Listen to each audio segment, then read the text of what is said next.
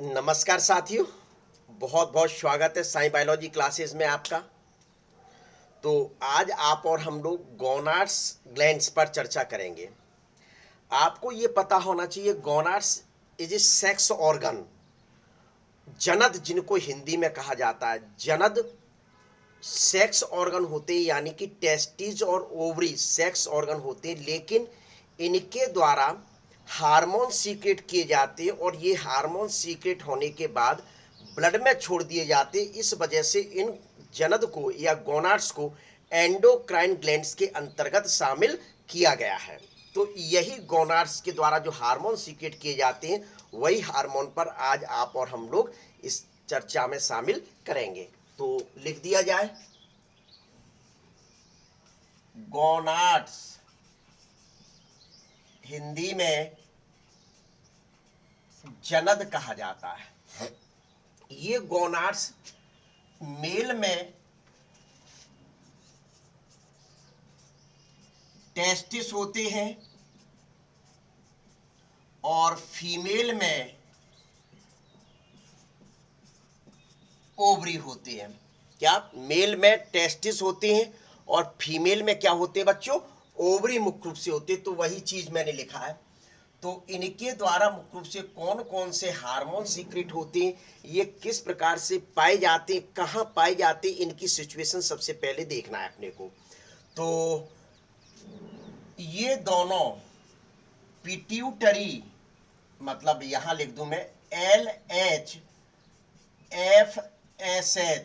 के नियंत्रण में कार्य करते हैं। ये हार्मोन पिट्यूटरी ग्लैंड्स के द्वारा स्रावित किए जाते हैं। एंड पिट्यूटरी ग्लैंड का जो एंटीरियर लोब होता है, उस एंटीरियर लोब के द्वारा गोनेडोट्रोपिन हार्मोन स्रावित किया जाता है। तो उस गोनेडोट्रोपिन में दो हार्मोन थे, आपको पूर्व में देखेंगे, वीडियो को देखें आप लोग। LH यानी ल्यूटिनाइजिंग हार्मोन, FSH यानी follicle stimulating hormone, pituitary gland के एंटीरियर लोब के द्वारा सीक्रेट किए जाते हैं। तो ये जो दोनों हार्मोन है, इन गोनाड्स के द्वारा स्रावित होने वाले हार्मोन को कंट्रोल करने का या नियंत्रित करने का कार्य करते हैं। पहली चीज तो ये, ठीक है। तो अब टेस्टिस की स्थिति देखनी सबसे पहले, तो आपको ये है, ओवरी बाद में पढ़ेंगे। टेस्टिस आपने को पता है कि सीधे सीधे ये दोनों जांघों के बीच में, दोनों जो थाई पाई जाती एब्डोमन के बाहर, एब्डोमन के बाहर थाई के बीच में दो पाउच लटके रहते हैं। इन पाउच को स्क्रोटम कहा जाता है, ये सभी को पता है। क्या कहा जाता है? स्क्रोटम। इसमें छोटे अंडे के आकार की दो संरचनाएं पाई जाती हैं। इस प्रकार से इनको टेस्टिस कहा जाता है, या हिंदी में इनको वृषण के नाम से जाना जाता है। किस नाम से जानते? वृषण के नाम से जाना जाता है।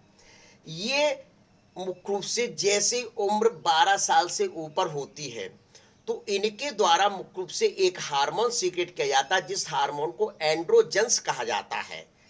इसमें एंड्रोजन्स जो हार्मोन जैसे सीक्रेट होता है, तो मेल के सेकेंडरी सेक्सुअल कैरेक्टर यानी द्वितीयक लैंगिक लक्षण जो होते, वह द्वितीयक लैंगिक लक्षणों का विकास करने में हेल्प करता है। जैसे द्वितीयक लैंगिक स्पर्मेटोजेनेसिस की क्रिया करता है, स्पर्म बनाने का कार्य करता है। अभी मैं लिख के बता दूंगा, आप पहले सुन ले। विभिन्न गुप्त स्थानों पर बाल आ जाते, दाढ़ी मूछें आती, एक्शियल पार्ट में और प्यूबिक पार्ट में हेयर आ जाते हैं। सोल्जर और मसल्स डेवलप हो जाती हैं। सोल्जर और मसल्स डेवलप होती हैं कि नहीं होती? मुख्य रूप से किसके द्वारा डेवलप होती है? इसी हार्मोन के द्वारा मुख्य रूप से। आरबीसी प्रोडक्शन को मुख्य रूप से बढ़ाता है। एनाबॉलिक एनाबॉलिक जो रिएक्शन होती है, तो उनको इफेक्ट करता है। एनाबॉलिक रिएक्शन से मतलब बोन एंड मसल्स को मुख्य रूप से पावरफुल बनाने का कार्य मुख्य रूप से यही हार्मोन करता है। आप लोगों ने देखा होगा कि बच्चा जैसे 10th 9th के बाद मुख्य रूप से छुट्टियों में जाता है, पिच को लो करने का कार्य करता है। पहले जी सर मैं ऐसा कर लूं, सर प्लीज सर मैं ऐसा कर लूं, और फिर उसके बाद जैसे 2-4 महीने बाद 10वीं पास कर कर जाता और 2-4 महीने बाद मिलता है आके, हाँ सर नमस्कार सर, भारी आवाज हो जाती है। तो आप ये अचंभित करते ये कैसे हुआ?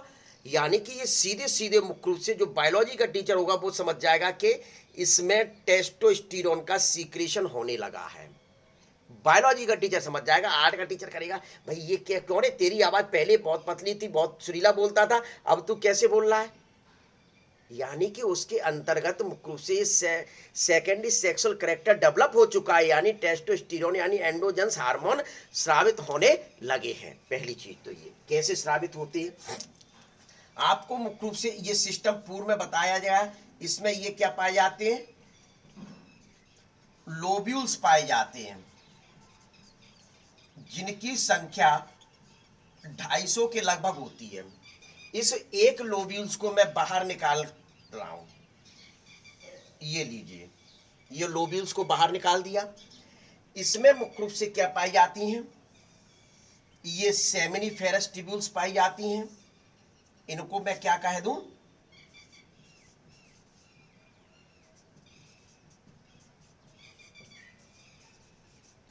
फेरस ट्यूब्यूल्स कहा जाता है, जिसमें स्पर्म का निर्माण होता है। बस इतना ही जानना है। और पूर्व में मैं पढ़ा चुका हूं अच्छे ढंग से, लेकिन ये भी चीज पढ़ा चुका हूं, लेकिन चूंकि आपको यहाँ चैप्टर में ये है इस वजह से मैं पढ़ा रहा हूं, नहीं पहले मैं बता चुका हूं। समझ में आ रहा बच्चों।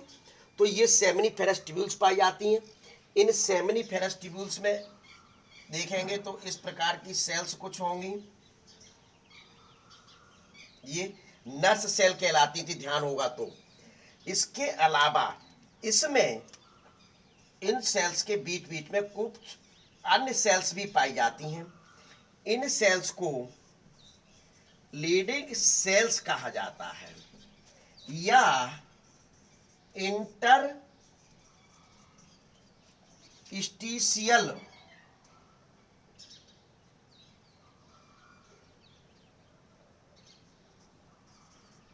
इंटरस्टिशियल सेल के नाम से जाना जाता है। क्या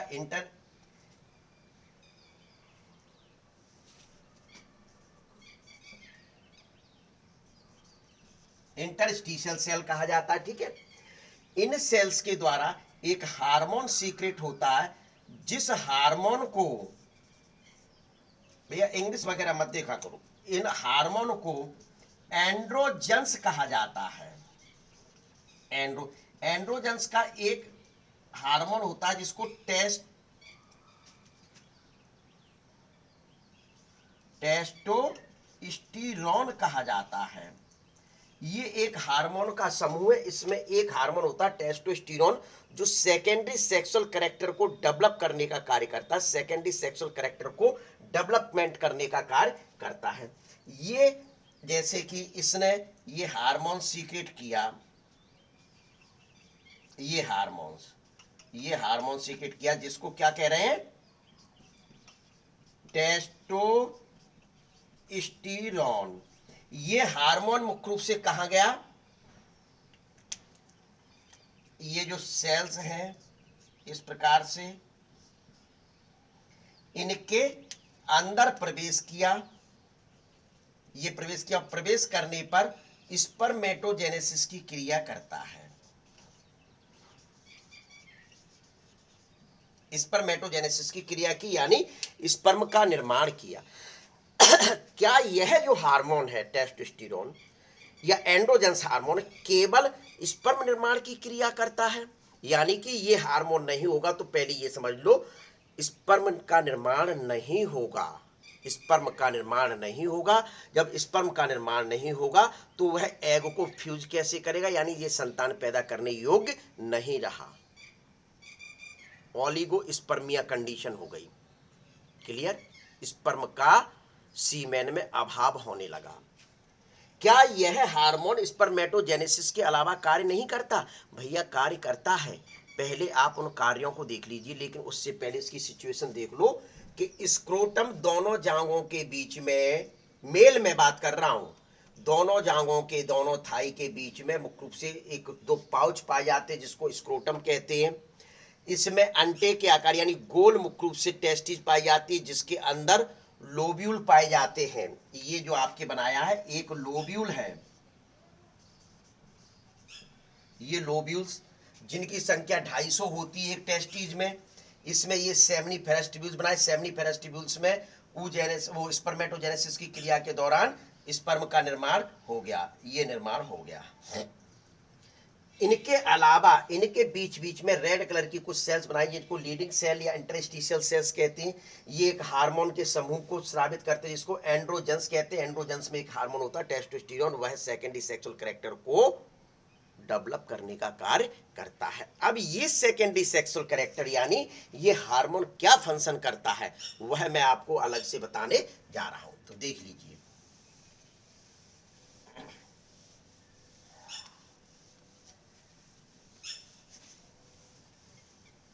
तो देखें भैया, तो इसको पहले तो मैं ये लिख दूं, इनके द्वारा जो हार्मोन स्रावित होता है इसमें एक सेल्स होती है जिसको लीडिंग सेल्स या इंटरस्टिशियल सेल्स, इसके द्वारा हार्मोन जो बनता है उसको एंड्रोजन्स।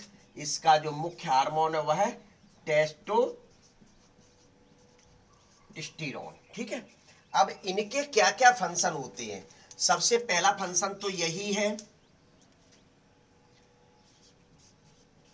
स्पर्मेटोजेनेसिस का कार्य करता है, यानी स्पर्म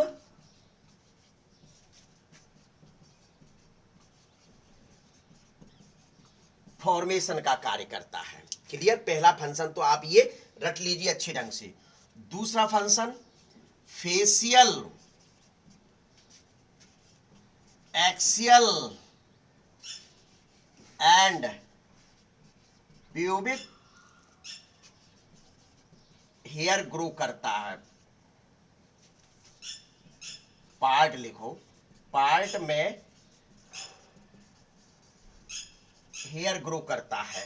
हेयर ग्रो हो गए। फिर अगला आरबीसी प्रोडक्शन को राइज करता है, बढ़ाता है। आरबीसी प्रोडक्शन को राइज करता है। फिर मेंटेनेंस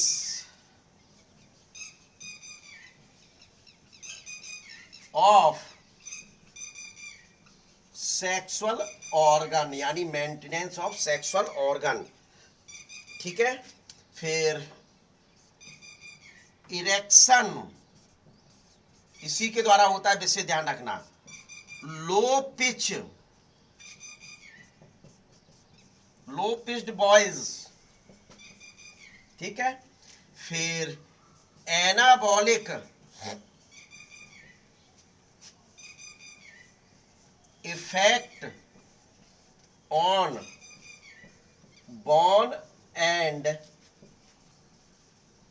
मसल्स। अब समझ लीजिए, चलिए एक एक करके समझते हैं इनके कार्यों को। एंड्रोजन्स हार्मोन है, ये तो आपको पता ही है भैया। एंड्रोजन्स में एक मुख्य हार्मोन है जिसको टेस्टोस्टेरोन कहा। यह विभिन्न प्रकार के कार्यों को संचालित करता है, यह विभिन्न प्रकार के कार्यों को करने का कार्य करता है। पहला कार्य इसका जो है वह स्पर्मेटोजेनेसिस है, यानी स्पर्म निर्माण की क्रिया मुख्य रूप से सेमिनिफेरस ट्यूब्यूल्स में करता है, यानी सीधे सीधे निर्मित होकर ये जो हार्मोन बना वैसे ही सबसे पहले जाता है टेस्टिस की सेमिनिफेरस ट्यूब्यूल्स में और उनसे कहता है कि मेरा आदेश है, तुमको स्पर्म निर्माण का कार्य करना होगा। तो वह स्पर्म निर्माण के कार्यों को संचालित करता है। क्या ये वही बना रहेगा? नहीं भैया, वहां से निकलकर ये ब्लड वेसल्स में आएगा, यानी ब्लड में आएगा और ब्लड के माध्यम से पूरी बॉडी में डिस्ट्रीब्यूट होता चला जाएगा। तो ये डिफरेंट पार्ट में जाकर विभिन्न प्रकार के कार्यों को करता है। Facial axial and pubic part पर मुख्य रूप से हेयर ग्रो करता है, यानी विभिन्न दाढ़ी मूछें बगल में, कांखों में और प्यूबिक यानी गुप्तांग वाले भागों पर मुख्य रूप से हेयर आ जाते, बाल आ जाते, ये आपको पता होना चाहिए। आरबीसी प्रोडक्शन, यानी आरबीसी प्रोडक्शन को राइज करता है, बढ़ाने का कार्य करता है। विशेष ध्यान रखना, ये मत सोचना कि सर टेस्टोस्टेरोन ये कौन सा फंक्शन बना रहे हो। आरबीसी प्रोडक्शन को राइज करता है, ये आपकी एनसीईआरटी बता रही है।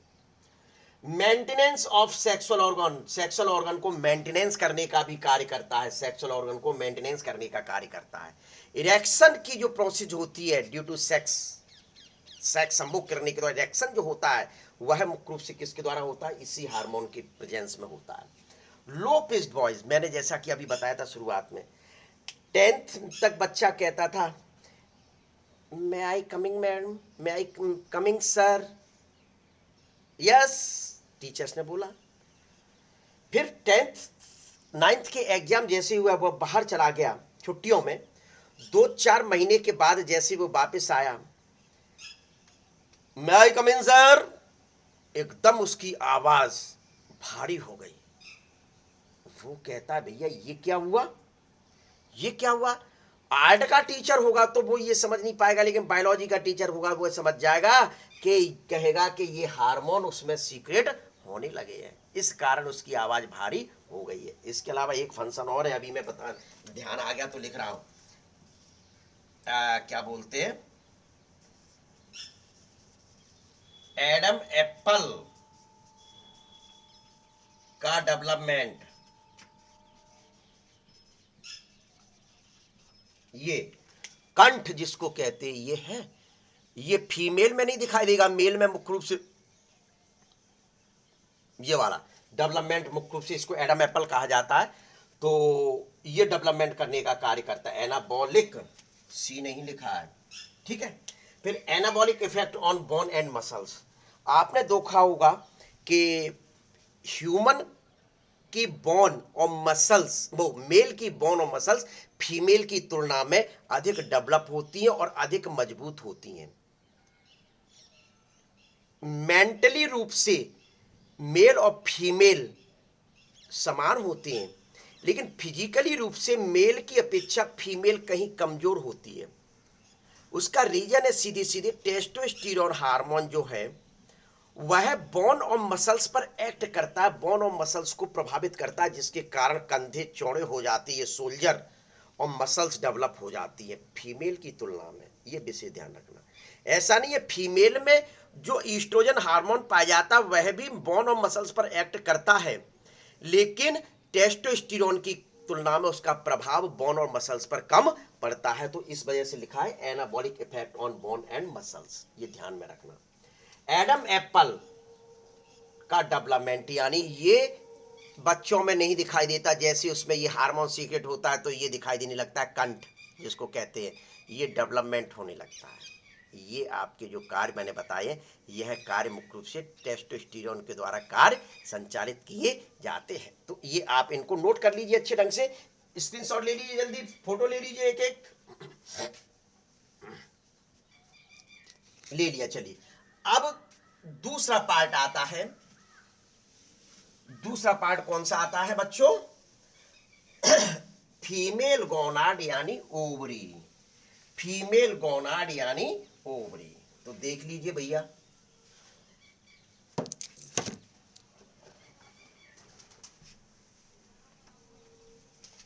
सभी को पता है फीमेल गोनाड यानी कि फीमेल के एब्डोमन में यूटेरस के इधर उधर, गर्भाशय के इधर उधर अलमोंड शेप की यानी बादाम के आकार की एक जोड़ी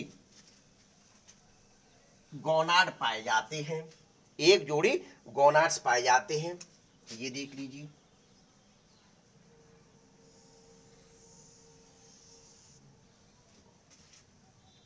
क्लियर कैसे,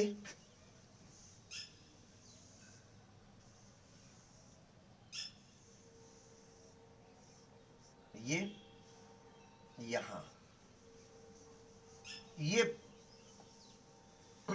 पाए जा रहे हैं, यूटेरस के इधर उधर एक जोड़ी मुख्य रूप से गोनाड्स पाए जा रहे हैं। क्लियर, ये सिचुएशन आप ध्यान में रख लीजिए अच्छे ढंग से। तो ये ओवरी मैंने एक बनाई है, ओवरी का ये जो बाहरी भाग है ये क्या कहलाता है, कॉर्टेक्स, और अंदर का ये जो भाग है इसको क्या कहा जाता है, मेड्यूला कहा जाता है। आपको सभी को पता है कि इस भाग में मुख्य रूप से डेवलपिंग फॉर्म में कुछ सेल्स पाई जाती हैं, जर्मिनल सेल, ये ग्रुप बनाती है जिनको फॉलिकल कहा जाता है, ओवरी फॉलिकल्स, अंडाशयी पुट्टिकाएं कहा जाता है। इन अंडाशय पुट्टिका, अब मैं यहां बताने नहीं जा रहा हूं, संरचना ओवरी की नहीं समझा रहा हूं, मैं यहां सिर्फ अपने मतलब का भाग समझा रहा हूं। इनके द्वारा मुख्य रूप से ये एक जो है ये डेवलपिंग ओवा है। इन सेल्स के द्वारा ये जो सेल्स हैं, ये जो सेल्स हैं, ये फीमेल गोनाड है, ओवरी, ये जो सेल्स हैं इनके द्वारा एक हार्मोन सीक्रेट किया जाता है जिस हार्मोन को ईस्ट्रोजन कहा जाता है। किसी किताब में OESTROGN लिखा है, किसी में ESTROGN लिखा है, तो कुछ भी लिख लो, ईस्ट्रोजन हार्मोन।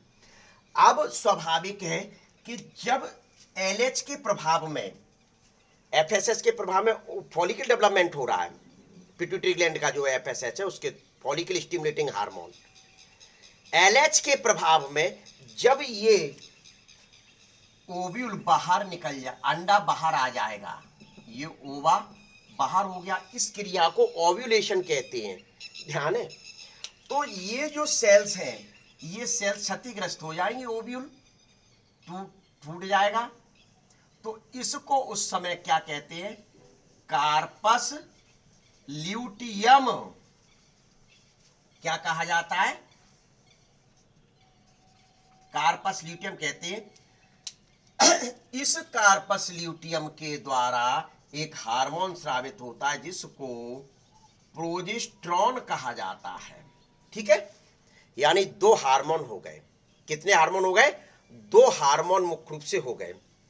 इसके अलावा एक हार्मोन रिलैक्सिन है जो ओवरी के द्वारा और प्लेसेंटा के द्वारा मुख्य रूप से सीक्रेट होता है, ओवरी के द्वारा प्लेसेंटा के द्वारा भी सीक्रेट होता है, जो मुख्य रूप से फीमेल प्रेग्नेंट होती है, लेबर की कंडीशन आती है, यानी 9 महीने बाद बच्चे को जन्म देती है, तो उस दौरान स्रावित होता है और मुख्य रूप से क्या करता है कि जो गर्दन होती है फीमेल की गर्दन, सर्विक्स जिसको कहा जाता है, उसको चौड़ा करने का कार्य करती है, जिसके कारण बच्चे के जन्म में आसानी हो, बच्चे बाहर आए, ठीक है।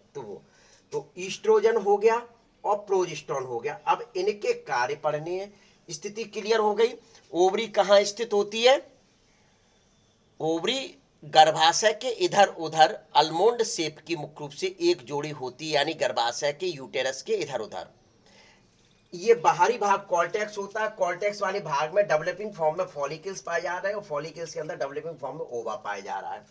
ओवा, तो ये जो ब्लू कलर की जो मैंने बनाई है फॉलिकल सेल्स है, फॉलिकल सेल्स के द्वारा एक हार्मोन सीक्रेट किया जा रहा है जिसको ईस्ट्रोजन कहा जा रहा है। पहली बात, जब ये ओवा बाहर निकल जाएगा LH के प्रभाव में 14वें दिन, तो उसके बाद मुख्य रूप से ये जो संरचना बनती है उसको कार्पस ल्यूटियम कहा गया। कार्पस ल्यूटियम जो है वह एक हार्मोन स्रावित करती है जिसको प्रोजेस्टेरोन कहा जाता है। अब यदि फीमेल प्रेग्नेंट हो गई तो ये जो हार्मोन है वह फीमेल को गर्भवती बनाए रखने में हेल्प करती है। यदि ये हार्मोन की कमी हो जाएगी तो फीमेल मुख्य रूप से का गर्भपात हो जाएगा, ये विषय ध्यान रखना, यानी कि पहले ही मुख्य रूप से बच्चा गिर जाएगा। उस कंडीशन को बनाए रखने का मुख्य रूप से, यानी कि फीमेल के यूटेरस में एम्ब्रियो के डेवलपमेंट को बनाए रखने का ये कार्य करता है।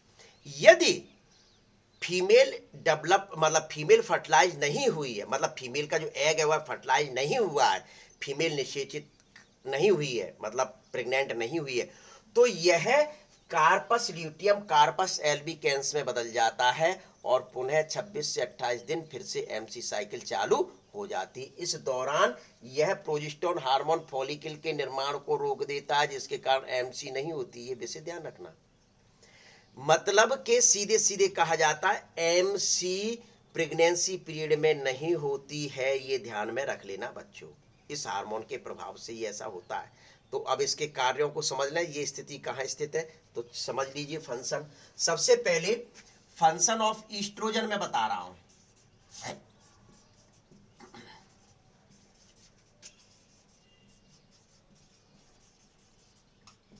चलिए फंक्शन ऑफ ईस्ट्रोजन पढ़िए। तो सबसे पहला तो मैं वही लिख दूं कि प्यूबिक एंड एक्सियल पार्ट में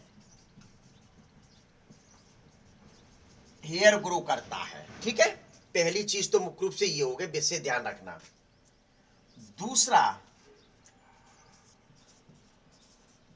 डेवलपमेंट ऑफ ब्रेस्ट, यानी अभी चलो समझा दूंगा, पहले लिख दो, ग्रोथ ऑफ यूटेराइन लाइनिंग यानी endometrium.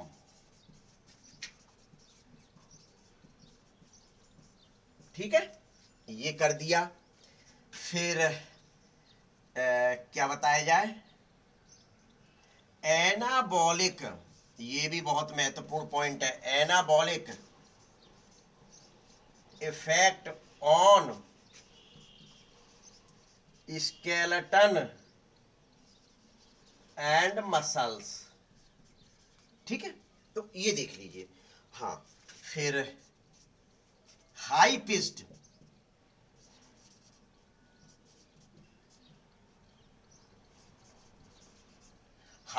Voice, high pitched voice भी तो मुख्य रूप से इसी के द्वारा किया जाता है कि नहीं किया जाता है। ठीक है, तो वॉइस भी कर दूं। चलिए, तो सबसे पहले इस हार्मोन को समझ लीजिए। जैसे ही ईस्ट्रोजन हार्मोन सीक्रेट होता है तो फीमेल में सेकेंडरी सेक्सुअल कैरेक्टर डेवलप होने लगते हैं।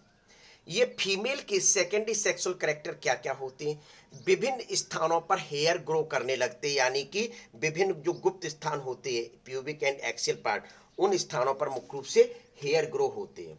ये क्लियर ध्यान में रख लेना। डेवलपमेंट ऑफ ब्रेस्ट, ब्रेस्ट का डेवलपमेंट होने लगता है, यानी स्तन ग्रंथियों का विकास होने लगता है। ये हार्मोन जिन फीमेल में कम सीक्रेट होता है उनमें मुख्य रूप से ब्रेस्ट कम डेवलप होते हैं, स्तन ग्रंथियां कम डेवलप होती है। ये विषय ध्यान रखना, जिसमें अधिक या सही मात्रा में स्रावित हो रहा है उसमें सही ढंग से डेवलप होते हैं। Growth of uterine lining endometrium, यानी कि यूटेरस की जो लेयर होती है एंडोमेट्रियम, उसको मुख्य रूप से ग्रोथ करने का कार्य करती है। क्यों? क्योंकि वहीं तो आकर बच्चा यानी एम्ब्रियो यानी फीटस इम्प्लांट होगा और वही मुख्य रूप से डेवलप होता है। तो उस लाइनिंग को ग्रोथ करने का कार्य मुख्य रूप से यही हार्मोन करता है।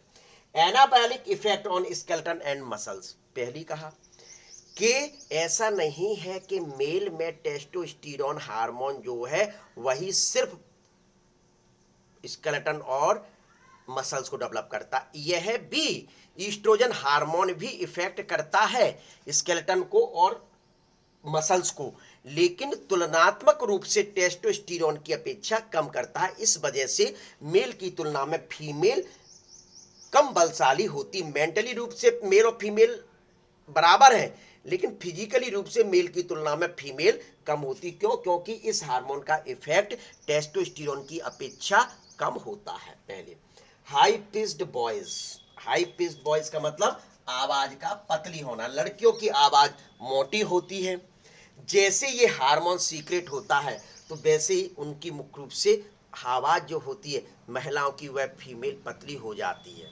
ठीक है, और body different part of body, ये भी बता सकते हो डिफरेंट पार्ट ऑफ बॉडी, यानी बॉडी के डिफरेंट पार्ट में,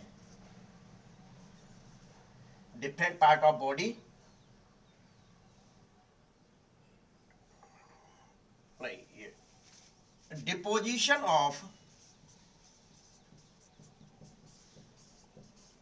of fat in different part of body. आपने देखा होगा कि जैसे ही बच्चियां, लड़कियां मुख्य रूप से 12-13 साल की होती हैं तो मुख्य रूप से चेस्ट वाला पार्ट है, हिप वाला पार्ट है और थाई वाले पार्ट है, वह फैट का डिपोजिशन हो जाता है, जिसके कारण उनके कूल्हे जो है, हिप वाला पार्ट अधिक चौड़े हो जाते, थाई मुख्य रूप से जो है वह अधिक ब्रूड हो जाती, चौड़ी हो जाती हैं। वो इसी हार्मोन के प्रभाव के कारण मुख्य रूप से होता है।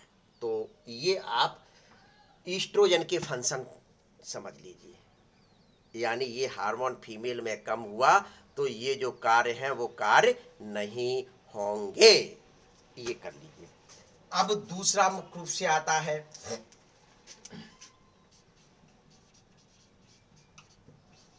Function of progesterone. चलिए, तो पहली बात तो प्रोजेस्टेरॉन कहां से सीक्रेट हो रहा है? Corpus luteum. ओवा जब फॉलिकल से बाहर निकल गया तो जो संरचना टूट फूट के फलस्वरूप जो सेल्स बनती है बची रह गई, उसको कार्पस ल्यूटियम कहा गया। कार्पस ल्यूटियम के द्वारा जो हार्मोन सीक्रेट हुआ, उस हार्मोन को प्रोजेस्टेरॉन कहा गया था, ये वाला हार्मोन। ठीक है, प्रोजेस्टेरॉन कहा। प्रोजेस्टेरॉन मुख्य रूप से क्या क्या कार्य करता है, यह आपको बताना है। प्रोजेस्टेरॉन मुख्य रूप से क्या क्या कार्य करता है, यह आपको बताना है। तो सबसे पहले देख लीजिए, मेंटेनिंग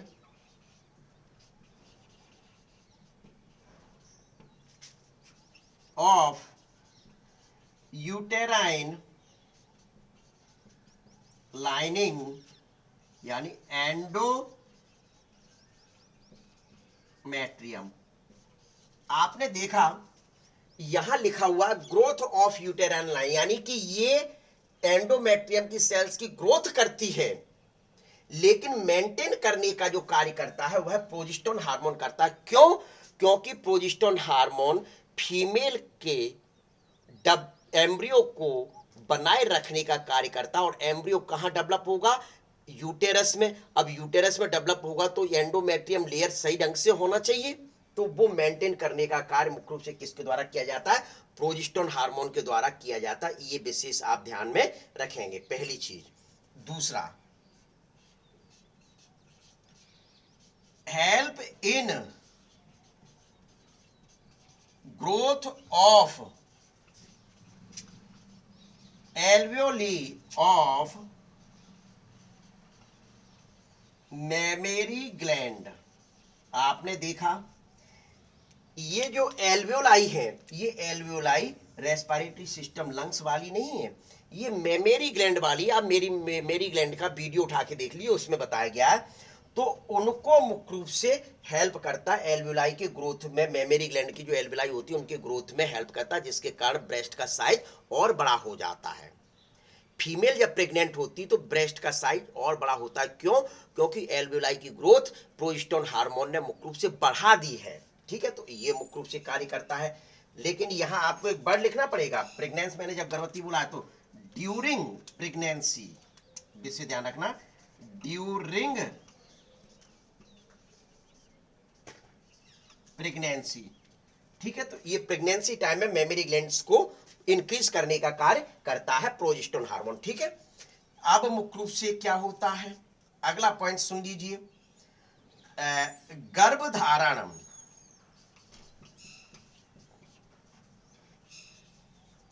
के बाद यूटेरस, गर्भधारण के बाद की बात चल रही है। यूटेरस एंड जायगोट की दीवार में संबंध बने रहने को स्टिमुलेट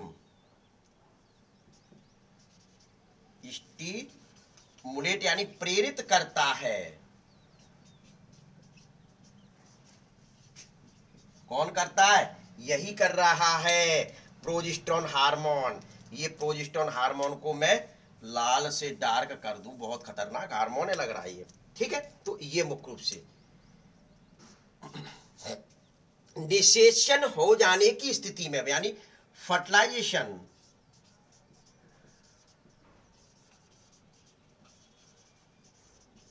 की पोजीशन यानी स्थिति, यह फॉलिकल के निर्माण को रोक देता है, जिससे एमसी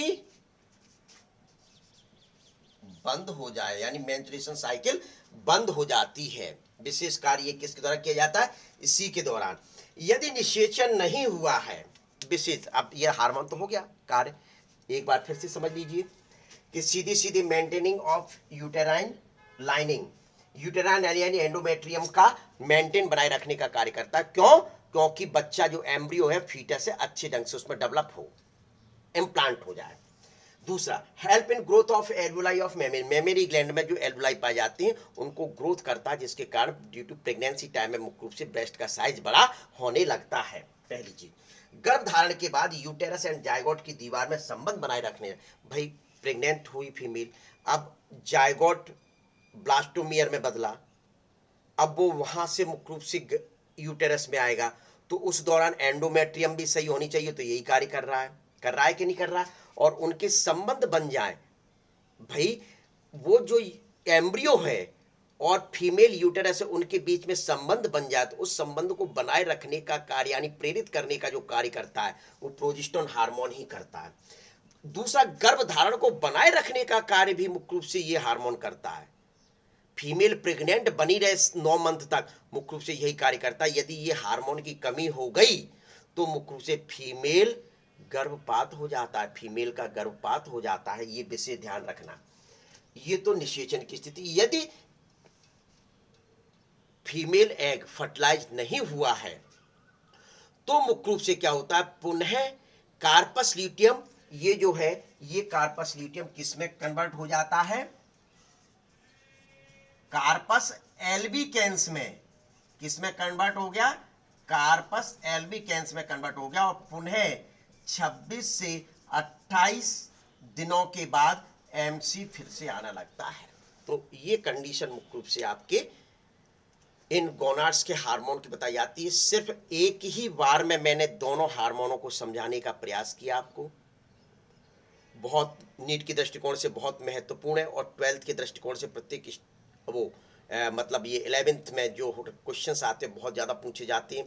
आपको मैं एक चीज बता दूं, सीधे सीधे 38 चैप्टर आपको रटने हैं, अच्छे ढंग से समझ कर ऐसे कर लो कि आपसे कोई पूछे दिमाग में तुरंत क्लिक आ जाए कि हाँ सर ये उस चैप्टर का ये है। तब तो आपकी पढ़ाई और मेरा पढ़ाना दोनों स्वार्थ होगा। डॉक्टर बन के आप आ जाएं हॉस्पिटल में, डॉक्टर नहीं यानी सिलेक्शन हो जाए आपका, मतलब डॉक्टर तो तभी होंगे जब सिलेक्शन होगा। ठीक है, तो सिलेक्शन के लिए आपको बहुत आवश्यक है, कर लीजिए, ले लीजिए बच्चों एक स्क्रीनशॉट और एक फोटो खींच लें जरा सा जल्दी से जल्दी। फिर इसके बाद ये मुझे लगता है कि अब सारे के सारे आपकी ग्रैंड समाप्त हो गई, तो अब जो अगला पार्ट आएगा उस अगले पार्ट में मैं आपको हार्ट के द्वारा सीक्रेट हार्मोन, किडनी के द्वारा सीक्रेट हार्मोन और प्लेसेंटा के द्वारा सीक्रेट जो कुछ हार्मोन है उन बिंदुओं पर मैं मुख्य रूप से आपसे चर्चा करूंगा। ठीक है, तो कर लीजिए, ले लीजिए स्क्रीनशॉट।